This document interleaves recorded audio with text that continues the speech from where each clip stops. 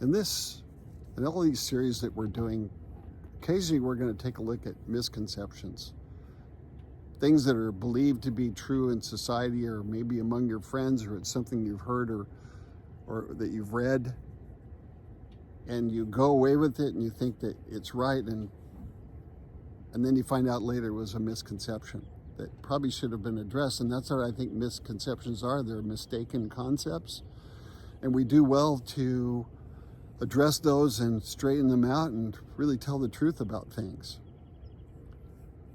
One of the misconceptions I want to take a look at this morning is the aspect of, is marriage just about two people? Is it about this couple that join their lives together, and whatever they want to do, whatever happens with, is just their business and you have no right to say anything about it? Nobody else is involved, nobody else gets hurt. Is in fact that true? If it's just about them, then what are all those people that show up at a marriage ceremony? What is in that great crowd of people that show up? I think chiefly you're going to find that it's family. It's the two families on either side. They're going to be joined together, because it's my firm belief that when two people are individuals and they're thinking about marriage, or they're getting engaged and they aren't married yet, I think they are still two individuals. If they decide to call it off or decide that this isn't for them, I agree. They're just individuals. Nobody's really involved at that point, and it's just their decision. However, I think once they go up to the altar and they join their lives together in the midst of this group of people that have gathered, and they turn around and face them, what they're going to see is they're going to see moms and dads on either side. And when I say these things, it's going to be on either side. They're going to see grandmas and grandpas. They're going to see aunts and uncles. They're going to see first cousins, second cousins. They're going to see brothers and sisters. They're going to see all these people gathered together. And what they've just done is they've joined two families in this larger entity together. And I think at that point, they become a larger entity. If you don't believe that, go to a second or third marriage and see who shows up at the ceremony. Oftentimes it's really nobody but the justice of the peace, because at that point, it still isn't really just about you, but all these people that were involved in the first marriage and got cast aside, they're not going to show up for the second one. And that whole family entity now is really been probably somewhat dissolved. You may have a few associations, but in the larger sense, it's been dissolved. And you can see that in a second and third marriage. So what's the takeaway? I think one of the takeaways might surprise you. And that's imagine like you're a sniper and you've got one bullet left and you want to do the most damage you can with it.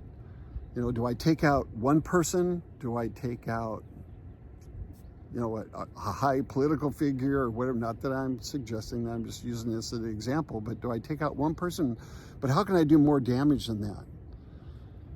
And I think that if you were to take out a mom or a dad, that you get a much, much larger entity. I think we see this kind of example is like when you go bowling, if you hit the gutter, go in the gutter, or you hit some of the side pins, you don't nearly have the score at the end of a bowling tournament or the end of a bowling game that you want to. What you want to do is you want to hit that front, and behind it, you get everything that goes with it, like a strike. You just get everything behind it. And I think that's the same analogy in marriage.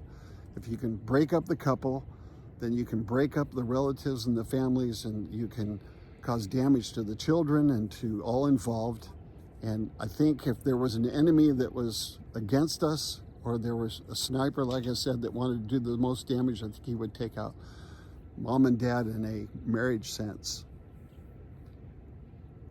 I believe that marriage is an ideal principle. It's that thing of that communities are built of and countries are built of, that two people come together and they say, look, this is us, nobody else. We don't want anybody to intrude upon our love, and this is going to be our family, and we're joined to other people, and this is our people. And communities and structures are built upon that. And some of the people that are going to show up at your marriage are people out of the community, your friends, and they're counting on you staying together. It's like a mutual encouragement thing. They stayed together, and I believe that we can too. So I think marriage is a perfect principle. The problem with marriage is not marriage itself, it's the people involved. And so if as a couple you begin to have problems, just take a look at what you bring into it as a person. There's a thing called transference, and just make sure that you're not bringing in the unhappiness from your job or the fact that you're not pursuing the goals that you want to in life, or that your gifts are not being used, and that there would be things that you could do to improve that and bring that back into your marriage. Are two people just themselves and nobody else is affected in a marriage? I don't think so. I think all of us, even people I don't even know, affect me when they fall apart. I hope this is worth some consideration, that you'll think about it. My name is Ken Conley. I'm the author of a book called The Forgotten Option, and in everything we do, we hope this is encouraging, instructional, and helpful.